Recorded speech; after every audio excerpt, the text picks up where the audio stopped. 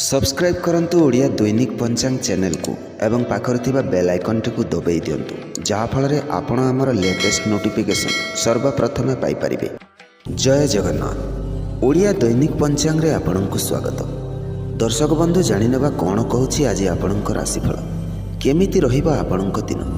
चलंतु आरंभ करिबा आजिर सुविचार को नहीं।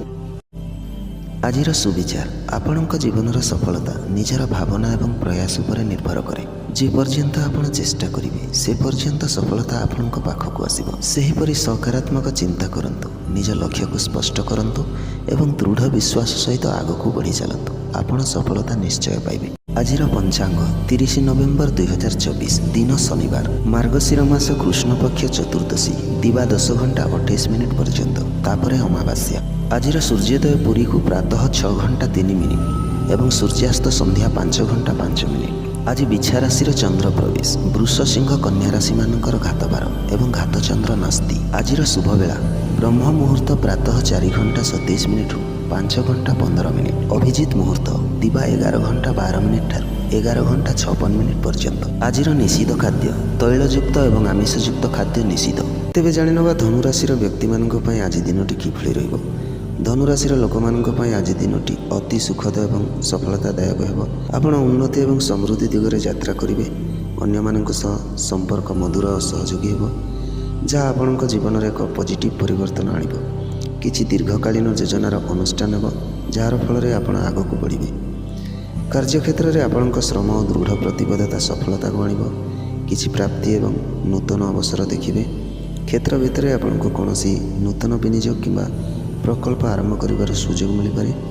सहयोगी मैंने आपण प्रति अधिक आसक्ति व्यक्त करेंगे। जदि आपण निजर व्यवसाय करुछंती तेबे आपण प्रति नूतन ग्राहक बढ़ी पारे। पारिवारिक जीवन में आपणकर प्रमुख स्थान रहिबो। आपणकर निजर प्रियजनों सह भल समय बिताइबे। जीवन साथी सह दूर यात्रा किंबा नूतन समय अतिबाहित करेंगे। संतान प्रदर्शित समर्थन आपण प्रति आनंद बढ़ाइबो। किछि समय समय पाई यह संपर्क आपणक लागि अधिक सुखद हेब। आपणकर आर्थिक स्थिति स्थिर और स्थायी रहिबो। जदि कोनोसी बड़ आर्थिक देय किंबा प्रतिकूल परिस्थिति थाए तेबे सेगुड़ी को धैर्य मुकाबिला करिवार आवश्यकता अछि। अन्य माने आपणको आर्थिक सहायता करि पारंती। शेषकू नूतन विनियोग किंबा आर्थिक प्रकल्प रे अंशग्रहण करिवार सुजोग मिल पारे। आपणक स्वास्थ्य स्थिर और शक्तिशाली रहिबो। किंतु आपण जदि दीर्घ समय धरी किछि अस्वस्थता अनुभव करुछंती तेबे समय रे डाक्टर को देखा करंतु।